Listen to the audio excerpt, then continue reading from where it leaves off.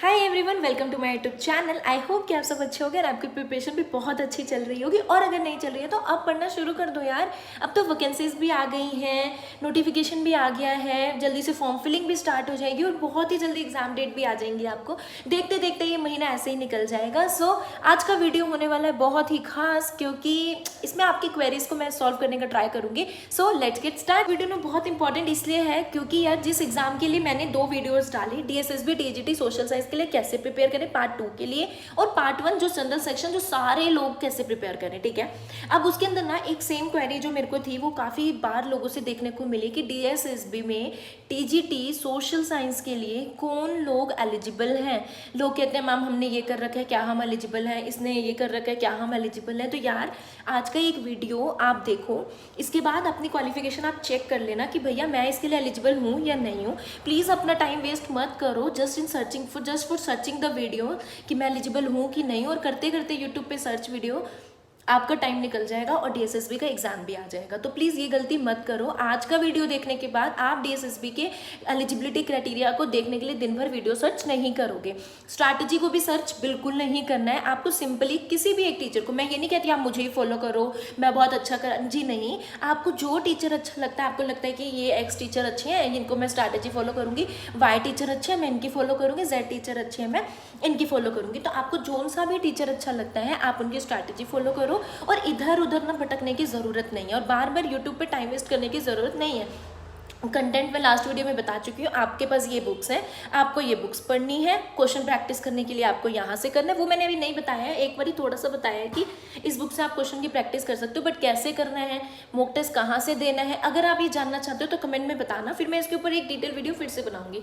लेकिन आज का वीडियो होने वाला है कि DSSB में TGT सोशल साइंस के लिए कौन एलिजिबल है और कौन एलिजिबल नहीं है।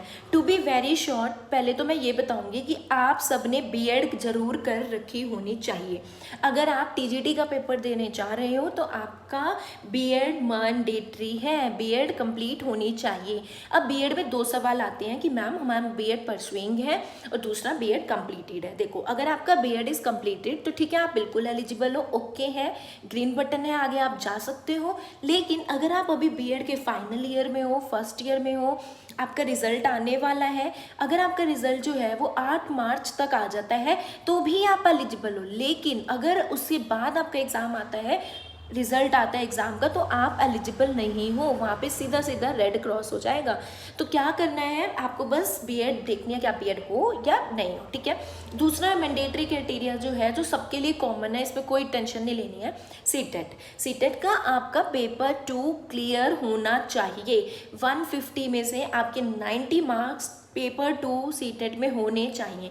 इसमें भी 2 केस बनते हैं। पहला, एक लोगों ने जो पहले ही दे रखा था सीटेट, तो उनका तो चलता है कि भैया हमारा तो सीटेट क्लियर है और हमारा सीटेट क्लियर है, तो मतलब उनका तो ओके है, बिल्कुल ओके बटन है, ठीक है। और अगर आपका सीटेट क्लियर नहीं है, इन द सेंस कि अभी 21 जनवरी को सीटेट होने वाला है, तो जो लोग उसमें अपीयर करने वाले हैं उनका एक क्वेश्चन है कि क्या हम एलिजिबल हैं। जी हाँ, आप एलिजिबल हो, क्योंकि देखो फेब एग्जाम की वो नोटिफिकेशन की डेट में ऑनलाइन फिलिंग की फॉर्म क्या है, 8 फरवरी से लेके 8 मार्च तक। 8 मार्च तक तो उसका सीटेट का रिजल्ट भी आ जाएगा, सर्टिफिकेट्स भी डाउनलोड हो जाएंगे, तो भैया भर सकते हो। क्यों इतना टेंशन ले रहे हो कि हम एलिजिबल हैं कि नहीं। मेन इंपॉर्टेंट है कि आप वो पेपर क्लियर कर पाओ, सीटेट का पेपर 2। तो 21 जनवरी को जो आपका पेपर होने वाला है, पहला आपका टारगेट वही होना चाहिए। 2 कंडीशन समझ में आई, BEd कंप्लीट होनी चाहिए या फिर मार्च तक उसका रिजल्ट आ जाना चाहिए, 8 मार्च तक। सीटेट पास होना चाहिए या फिर 8 मार्च तक उसका रिजल्ट आ जाना चाहिए। Third and the least not the third लेकिन लास्ट है, last but not the least, आपकी ग्रेजुएशन में आपने ये सब्जेक्ट पढ़े होने चाहिए जो जो मैं अब आपको बताने वाली हूँ। अगर आपने ये सब्जेक्ट अपनी स्कूलिंग में और ग्रेजुएशन के 2 ईयर तक पढ़ रखे होंगे तो आप एलिजिबल हो। अगर आपने नहीं पढ़े हैं तो आप एलिजिबल नहीं हो। पहला सब्जेक्ट हिस्ट्री, अगर आपने अपनी हिस्ट्री 11th और 12th में पढ़ी है और ग्रेजुएशन के 2 ईयर तक पढ़ी है। Political science, geography, economics, sociology, business studies and statistics आपने अपने ग्रेजुएशन के 2 ईयर में अगर ये सब्जेक्ट्स पढ़ रखे हैं तो आप TSSB में TGT सोशल साइंस के लिए एलिजिबल हो। मैंने फिर से जो सब्जेक्ट्स है मैं एक बार ही फिर रिपीट कर देती हूँ, history, political science, geography, economics, sociology, business studies और स्टैटिस्टिक्स। और दूसरी बात, ये सारे सब्जेक्ट्स आपने ना पढ़े रखे होने चाहिए। ऐसा नहीं है कि नहीं, अब ना बहुत सारे लोगों का आएगा कि मैम मैंने ना 12th तक हिस्ट्री पढ़ी थी लेकिन ग्रेजुएशन में मेरे पास पॉलिटिकल साइंस था। जी आप एलिजिबल हो। आपकी ग्रेजुएशन में कोई भी इनमें से एक सब्जेक्ट, मैं 2 भी नहीं बोल रही हूँ, ठीक है, इनमें से कोई एक सब्जेक्ट आपने 2 साल तक पढ़ा हो। मैंने 2 सेमेस्टर नहीं बोला है, ठीक है, ध्यान रखना, मैंने 3 सेमेस्टर नहीं बोले हैं, हमने बोला है 2 साल आपने पढ़ा हो। 2 साल का मतलब 4 सेमेस्टर्स होते हैं, तो आपने या तो 4 सेमेस्टर में पढ़ रखा हो या फिर आपने 2 ईयर में पढ़ा हो। क्या यहाँ पे कोई सब्जेक्ट कॉम्बिनेशन की नीड है? सब्जेक्ट कॉम्बिनेशन की कोई नीड नहीं है। सिर्फ इन सब्जेक्ट्स को एक बार नहीं 2 बार अपने ग्रेजुएशन में आपने 2 इयर्स में इसको पढ़ रखा हो। इतना क्लियर है? जो सब्जेक्ट यहाँ पे आपने पढ़ रखा है जरूरी नहीं है कि वो 11-12 से आपका सब्जेक्ट मैच करता हो।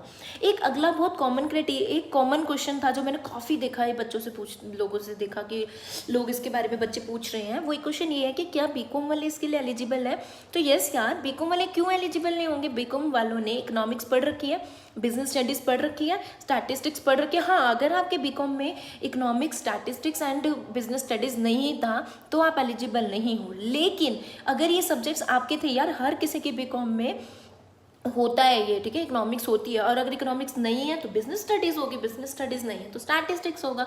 इन 3 में से जो भी है तो आप एलिजिबल हो। तो क्या बीकॉम वाले एलिजिबल है? यस एलिजिबल है। क्या BA पॉलिटिकल साइंस वाले एलिजिबल है? यस एलिजिबल है। सोशियोलॉजी वाले एलिजिबल है? यस एलिजिबल है। हिस्ट्री वाले एलिजिबल है। बस 2 साल आपने वो पढ़ रखा हो। और कई बार ना ये होता है कि हमें लगता है हिस्ट्री, ठीक है, हिस्ट्री का उसमें लिखा नहीं रहता कि बुक हिस्ट्री की है, लेकिन उससे टॉपिक हिस्ट्री से रिलेटेड रहता है, तो हमें लगता है कि हम एलिजिबल हैं या नहीं है। तो यार तुम एलिजिबल हो, वो सब्जेक्ट हिस्ट्री के अंदर आना चाहिए, बस ये इंपॉर्टेंट है। कई बार ऐसा होता है टीवी के टाइम पे वो बोल देते हैं कि आप यूनिवर्सिटी से लिखवा के ले आओ कि ये सब्जेक्ट आप हिस्ट्री के अंदर आता है। कई बार मैंने ऐसे केसेस भी देखे हैं। तो ठीक है, वो बाद में देखेंगे, अभी तुम एलिजिबल हो, बस तुम इतना मान के चलो, अपने सब्जेक्ट देखो, मार्कशीट निकालो, चेक करो और उसके बाद पढ़ना शुरू कर दो। इधर उधर ना टाइम वेस्ट मत करो। कोई भी एक टीचर को अपना टारगेट करो और उनके रास्ते में आगे चलते रहो। जो व्यक्ति अपने 10 रास्तों में चलता है ना, उसके एग्जाम कभी नहीं निकलते। जो स्ट्रेट पाथ पे चलेगा ना किसी जगह पे जाने के लिए, उसका एग्जाम 100% है कि वो निकलेगा। 100 वैकेंसी में अब आप लोगों को 100 लोगों में बनना है कि टॉप 100 में रैंक लाके हमें जॉब लेनी है।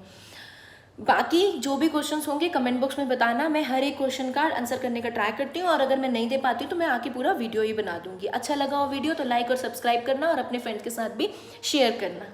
Bye bye.